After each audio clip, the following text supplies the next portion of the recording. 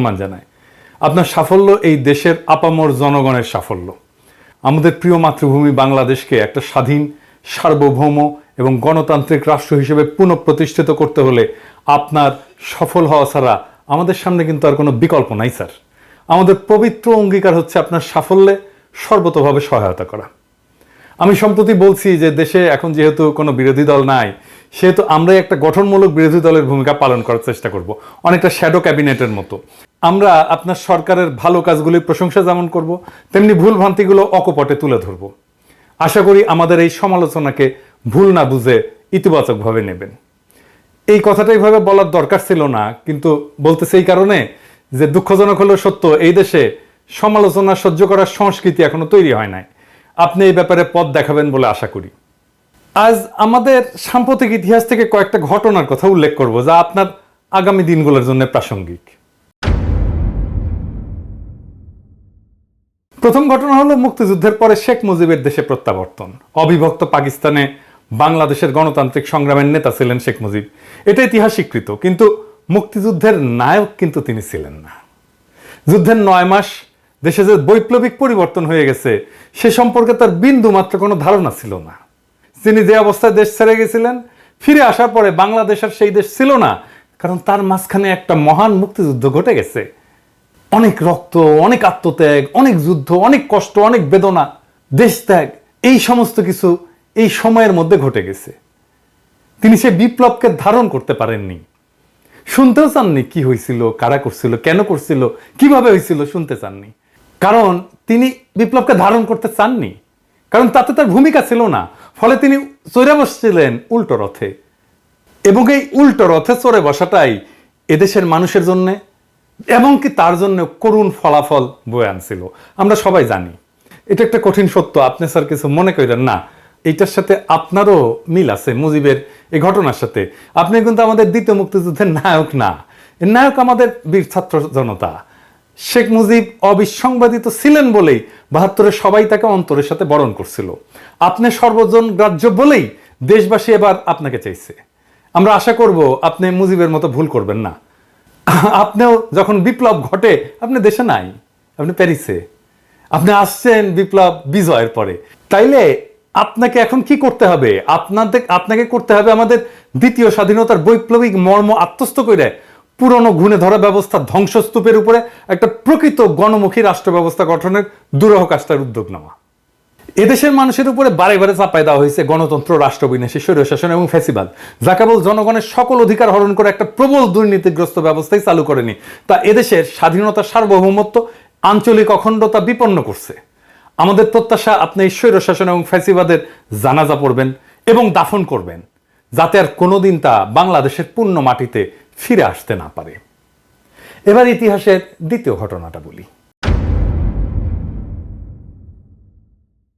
আপনি জানেন যে রাষ্ট্রপতি জিয়া হত্যার পরে সেনাপ্রধান এরশাদ তাৎক্ষণিকভাবে ক্ষমতা দখল করেনি। সেই সময় মানুষের সেন্টিমেন্ট এমন ছিল যে তাতে তার পক্ষে রাষ্ট্র ক্ষমতা দখল করা সম্ভবই ছিল না। সে ধীরে ধীরে ঠান্ডা মাথায় ক্ষমতা দখলের পরিকল্পনা করে। ঘটনাটা হইতেছে যে পরিকল্পনাটা কিন্তু সে করে না স্যার, করছিল এরশাদ ছিল ভারতের 1 নাম্বার পুতুল। সে কি করছে? সে নতুন রাষ্ট্রপতি নির্বাচন করতে দিছে, যে নির্বাচনে বিজয়ী হয়েছিলেন ভাইস প্রেসিডেন্ট বিচারপতি আব্দুস সাত্তার। প্রেসিডেন্ট সাত্তার আসনে বসার পর থেকে তার শয়তানি শুরু হয়, এরশাদের খেলা শুরু হয়। প্রথমে সে দাবি করে দেশ শাসনে সেনাবাহিনীকে অংশ দিতে হবে। সে প্রস্তাব করে দেশ পরিচালনার জন্য একটা জাতীয় নিরাপত্তা কাউন্সিল গঠন, যার প্রকৃত নেতৃত্ব থাকবে তার হাতে। সে প্রেসিডেন্ট সাত্তারের মন্ত্রীদের কাউকে কাউকে হাত কইরে নেয়, সরকারের ভেতরে বিভাজনের চেষ্টা করে এবং সফল হয়। কাকে হাত করছিল সে? হাত করছিল স্বরাষ্ট্রমন্ত্রী ডাক্তার আব্দুল মতিনকে, এবং পরে কিন্তু মতিন এরশাদের দলে যে জয়েন করে। প্রেসিডেন্ট সাত্তারের সাথে বিশ্বাসঘাতকতা কইরা এরশাদের সাথে হাত মিলায় এক মন্ত্রী বাড়ি থেকে গাল কাটা কামাল নামে এক দুর্বৃত্তকে গ্রেপ্তারের নাটক সাজায়। এটা কিন্তু একটা নাটক ছিল। গাল কাটা কামাল কার শিষ্য ছিল সেটাও আমি জানি, যাই হোক সে গল্পে আর না যাই। এই নাটকটা এরশাদের সামরিক কুয়ের পথ প্রশস্ত করে, এবং এইটা পোস্ট করছিল ডিজিএফআই, সাজাইছিল। এরশাদ ক্ষমতা নেওয়ার আগে বিদেশি দূতদের মধ্যে একমাত্র ভারতীয় রাষ্ট্রদূতের সাথে সাক্ষাৎ করছিল, একমাত্র। এরশাদ এরপর যে সংসদ নির্বাচন করে তাতে হাসিনার নেতৃত্বে আওয়ামী লীগ হয় বিরোধী দল। এভাবেই ঘুর পথে ভারতের সাহায্যে আওয়ামী লীগ বাংলাদেশের রাজনীতিতে পুনর্বাসিত হয়। এরশাদ হচ্ছে ভারতের 1 নম্বর পুতুল, আর 2 নম্বর পুতুল হিসেবে কাজ শুরু করে হাসিনা। পুরা ক্ষমতা সরকারি দলও ভারতের, বিরোধী দলও ভারতের। এই হইল ভারতের বাংলাদেশের রাজনীতিতে আবার পা ফেলার সূচনা। এই নাটক যে আবার মঞ্চস্থ হবে না, আপনি কি স্যার সেটা নিশ্চয়তা দিতে পারেন? যে প্রেসিডেন্ট সুপ্পু আপনাকে শপথ দিছে যে পদে বহাল থাকলে সে তো আপনার নিয়োগও বাতিল করতে পারে না? তাকে পদে বহাল রাখা মানে হইল আওয়ামী লীগের প্রত্যাবর্তনের মহাসড়কটা খুলে রাখা। সুপ্পুকে বিদায় না দেওয়া পর্যন্ত আপনি নিরাপদ না। আপনার এই বুদ্ধি কেউ দেয় না। আপনারা সবাই বলে সংবিধান মেনে চলতে হবে, সংবিধানওয়ালাদেরকে ধরিচ্ছি, দাঁড়ান স্যার, ধরিচ্ছি স্যার, একটু সময় দিছি কিন্তু ধর্ম স্যার, কারা কারাই সংবিধানওয়ালা সেটা ধর্ম। এটা ছাড়াও আমি প্রবল শঙ্কার সাথে লক্ষ্য করতেছি যে 1 এরশাদের কালো ছায়া আপনার এবং আপনার সরকারের উপরে দীর্ঘ থেকে দীর্ঘতর হচ্ছে। আপনার উপরে চাপাই দেওয়া হয়েছে বেশ কয়েকজন উপদেষ্টা, যাদের সাথে বিপ্লবের কোনো সম্পর্ক নাই, ন্যূনতম কোনো সম্পর্ক নাই। আমরা বুঝতে অক্ষম 1-11 3 কুশীলব জায়গা পাইছিল প্রথমেই আপনার উপদেষ্টা পরিষদে, আবার আরো 2 জনকে নিলেন, আলী ইমাম মজুমদার আর জাহাঙ্গীর আলম, 2 জনই তো 111 লোক। আর ফয়জুল কবির ও তো আবার প্রথম আলো, আর প্রথম আলো তো আবার 111। সব প্রথম আলো 111 মিলে আপনার ক্যাবিনেট হয়েছে। মানে আপনার ক্যাবিনেটের সিঙ্গেল মেজরিটি গ্রুপ হচ্ছে 111। শুনতে পাচ্ছি যে বিপ্লবের সহযোগী কোনো প্রখ্যাত ব্যক্তিকে আপনার সাথে সাক্ষাতের সুযোগও দেওয়া হচ্ছে না। আমরা কিন্তু জানি স্যার যে কারা এসব করতেছে এবং কেন করতেছে। আরেকটা জিনিস দেখাই স্যার, আপনার উপদেষ্টা হাসান আরিফের পোলা হাসনাত আব্দুল্লাহর ছেলেকে নিজে গার্ড দিয়ে নিয়ে গেছে তার বাড়িতে, পোড়া বাড়িতে দেখাইতে।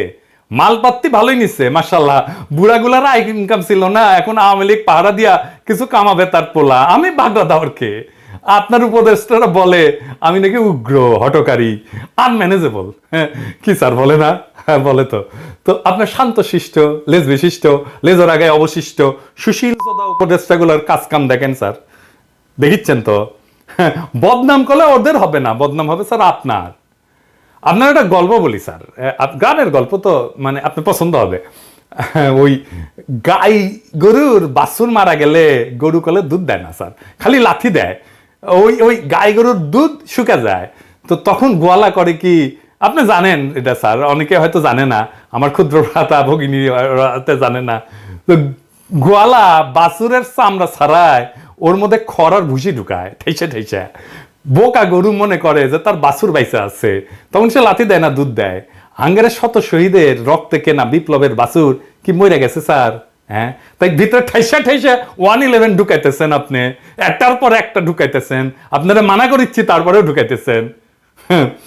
আপনারা স্যার 2 জনের নাম দিয়েছিলাম স্যার, আপনি জানেন যে এনাদেরকে উপদেষ্টা করেন, করলে ভালো হবে, বিপ্লবের ভালো হবে, দেশের ভালো হবে। আপনি তো কথাটা রাখলেন না স্যার। যাই হোক, আমি কলে সবার আমল নামা এক এক করে কয়ে দিতে পারি যাদেরকে উপদেষ্টা বানাইছেন। কমু কিন্তু আজকে কইলাম না, কিন্তু পরে কমু। ইন্ডিয়া গলে ভালো করে জানে যে 1981 সালের মতো এইবারও আওয়ামী লীগকে সোজা পথে ক্ষমতায় আনা সম্ভব না। তাই তাদের কাছে বাংলাদেশকে পদতলে রাখার একমাত্র উপায় হচ্ছে এরশাদের মতো ঘুর পথে ক্ষমতায় আসা। এটাই তারা করিচ্ছে। এই জন্যই আপনার ক্যাবিনেটে সব 111 এর লোকজন ঘুর পথে। এই মুহূর্তে এই ধরনের একটা সম্ভাবনার বিরুদ্ধে ব্যবস্থা না নিলে আপনার সরকার অচিরেই বড় ধরনের বিপদে পড়বে। ঢাকায় নিযুক্ত আমেরিকান প্রাক্তন উপরাষ্ট্রদূত বাংলাদেশ প্রেমিক কিন্তু জন ড্যানিলোভিচ, আপনি চেনেন ভালো করে, এমনি বলেনি যে আর্মির উপর কর্তৃত্ব স্থাপন এই মুহূর্তে আপনার সবচেয়ে বড় প্রয়োজনীয় কাজ। এই কাজটা করেন। ইতিহাসের 3য় ঘটনাটা বলি স্যার। হ্যাঁ, 1996 নির্বাচনের সময় বাংলাদেশের রাষ্ট্রপতি ছিলেন আব্দুর রহমান বিশ্বাস। উনি ছিলেন বিএনপির দ্বারা নির্বাচিত এবং একটা মহল থেকে তাকে সরায় দেওয়ার গুঞ্জন ওঠে। সেই সময় সেনা প্রধান ছিলেন জেনারেল নাসিম সেনা অভ্যুত্থান করার চেষ্টা করে একটা সময়। প্রেসিডেন্ট বিশ্বাস তাৎক্ষণিকভাবে তাকে পদচ্যুত করেন। খুব ছোটখাটো মানুষ ছিলেন কিন্তু প্রেসিডেন্ট বিশ্বাস, বড় সড়ো না, লম্বা চড়া না, আমার মতো ছোটখাটো মানুষ, কিন্তু সাহসী ছিলেন। এই সাহসী কাজের জন্য প্রেসিডেন্ট বিশ্বাসের কিছু হয়েছিল? কিছু হয় নাই। কেউ তার কেশাগ্র স্পর্শ করতে সাহস করে নাই। আপনাকে এই ঘটনা স্মরণ করে দেওয়া প্রয়োজন মনে করতেছি, আপনি বুঝেন আমি কেন এটা বললাম আর কি। সবশেষে ইতিহাস থেকে 4র্থ ঘটনাটা বলি। এটা স্যার কলে আপনাকে নিয়ে, স্যার আপনি প্লিজ আমাদের ভুল বুঝবেন না, আমি জানি আপনি স্যার ১/১১ পরে নাগরিক শক্তি নামে একটা রাজনৈতিক দল গঠন করছিলেন, অনেকে আসছিলেন কিন্তু আপনার পাশে, এইভাবে যে একদিন পরে দেশে একটা সুস্থ ধারার রাজনীতি শুরু হইতে যাচ্ছে। আপনার অনেক সাকসেস দুনিয়াতে, কিন্তু আপনার একটা ফেলিয়ার ছিল স্যার, আপনার নাগরিক শক্তি আপনার রাজনীতি করতে পারেন নাই। আপনি কিছুদিন পর দলটা বিলুপ্ত করে দিলেন এবং বললেন যে রাজনীতি আপনার কাজ না, আপনি রাজনীতি থেকে সরে গেলেন, কুইট করলেন। আপনি একটা কাজেই ব্যর্থ হয়েছিলেন, রাজনীতি, রাষ্ট্র পরিচালনার রাজনীতি। কিন্তু স্যার সবচেয়ে বড় রাজনীতি রাষ্ট্র পরিচালনা। ইতিমধ্যে কেউ কেউ আমার কাছে সন্দেহ প্রকাশ করছেন যে অবস্থা প্রতিকূল হইলে আপনি আবারও কুইট করে চলে যাবেন। আমি যদিও এসব বিশ্বাস করি না, তবুও আপনাকে মনে করাই দিচ্ছি যে আপনার চলে যাওয়ার কোনো রাস্তা কিন্তু খোলা নাই স্যার। আপনার দুনিয়াতে পাওয়ার কিছু নাই, এটা সত্য। দুনিয়াতে আপনি যে অসীম সম্মান পাইছেন, আপনি দুনিয়ার বুদ্ধিবৃত্তিক দিকে যেই জায়গায় আছেন, অবস্থান করতেছেন, সেইটার তুলনা বাংলা পৃথিবীতে আর কেউ নাই। কিন্তু এই বিপ্লব যদি ফেল করে স্যার, আপনার কোনো অর্জন কেউ মনে রাখবে না স্যার, আপনার ব্যর্থতা শুধু মনে রাখবে। দুনিয়া সম্পর্কে আপনি আমার চাইতে অনেক বেশি জানেন, মানব চরিত্র সম্পর্কে অনেক বেশি জানেন। আপনি মুরব্বী শুধু না, আপনি আমার গুরুজন, আপনাকে জ্ঞান দেওয়া আমার মানায় না। কিন্তু আমি আপনারে জ্ঞান দিতেছি না স্যার, আপনারে নির্মম রাজনৈতিক বাস্তবতা কইতেছি। আপনার পরম শুভাকাঙ্ক্ষীর মধ্যে পিনাকি এই রাজনীতির পঙ্কিল জটিল পথে দীর্ঘদিন হাঁটছে। আমার কথাগুলো চিন্তা করেন। আপনি যদি ব্যর্থ হন, আপনার কোনো সাফল্য দুনিয়া মনে রাখবে না স্যার, আপনার এই ব্যর্থতার কথা মনে রাখবে। খুবই নির্মম এইটা। আপনি নিশ্চয়ই উপলব্ধি করেন যে আপনার সরকার বিফল হলে এই যে আন্দোলনকারী লক্ষ কোটি ছাত্র জনতার কি হবে, এটা জানেন তো স্যার? হয় তারা মারা যাবে, নয়তো আয়না ঘরের মতো বন্দিশালায় ধুকে ধুকে বাকি জীবন কাটাবে। আমাদের সমস্ত স্বপ্ন চূর্ণ বিচূর্ণ করে পরাজিত ফ্যাসিবাদ বহুগুণ নির্মমতা নিয়ে বাংলার মাটিতে আবার ফিরে আসবে। বাংলাদেশের স্বাধীনতা, সার্বভৌমত্ব, আঞ্চলিক অখণ্ডতা চিরতরে হারায় যাবে। সুতরাং বিপ্লবকে সাফল্যের স্বর্ণ শিখরে পৌঁছে দেওয়ার যে পবিত্র দায়িত্ব আপনি গ্রহণ করছেন, তা আপনাকে সম্পন্ন করতেই হবে স্যার। শুরুতেই বিপ্লবকে সুসংহত করতে হবে, ফ্যাসিবাদের ফেলে যাওয়া দোসরদের তাড়াই দিতে হবে ক্ষমতার বলয় থেকে। আমার আবেদন, আপনি অত্যন্ত জরুরি কাজটা সেরে ফেলেন, পুরো সরকারকে আপনার নিজের সরকার হিসেবে সাজায় নেন। ইতিহাসের যে ঘটনাগুলো উল্লেখ করলাম, তার সবচেয়ে বড় শিক্ষা হলো যে এই কাজে যে কোনো ধরনের বিলম্ব করা যাবে না স্যার। বেহুলা বাসর ঘরে ঢুকছিল সবচেয়ে আনন্দের সময়টা কাটাইতে, ওই বাসর ঘরের ছিদ্র পথে সাপ ঢুকে গেছিল। এই বেহুলার এই ক্ষমতার বাসর ঘরে ছিদ্র পথে অনেকগুলো সাপ ঢুকে গেছে, তাদের এই মুহূর্তে খতম করেন স্যার। আপনি রাষ্ট্রপতির দায়িত্ব গ্রহণ করেন, বিপ্লবী জনতা তাদের সমস্ত ক্ষমতা আপনার উপরে অর্পণ করছে। বিপ্লব সংবিধান স্যার, আপনাকে সংবিধানের পথে যারা হাঁটাচ্ছে তারা বিপ্লবের শত্রু। বিপ্লব যদি ব্যর্থ হয়, আমরা কিন্তু উপদেষ্টা মণ্ডলীর কাউকে ছাড়বো না স্যার। আপনি নির্ভয়ে রাষ্ট্রের পূর্ণ কর্তৃত্ব গ্রহণ করেন, রাজপথে আপনার অভিষেক হবে জনতার সমর্থনে। কিন্তু আপনি যদি ক্রমাগত আমাদের আহ্বান উপেক্ষা করেন, আপনার বিরুদ্ধে উচ্চকিত হইতে, এমনকি পথে নামতে আমরা দ্বিধা করব না। ইনকিলাব জিন্দাবাদ।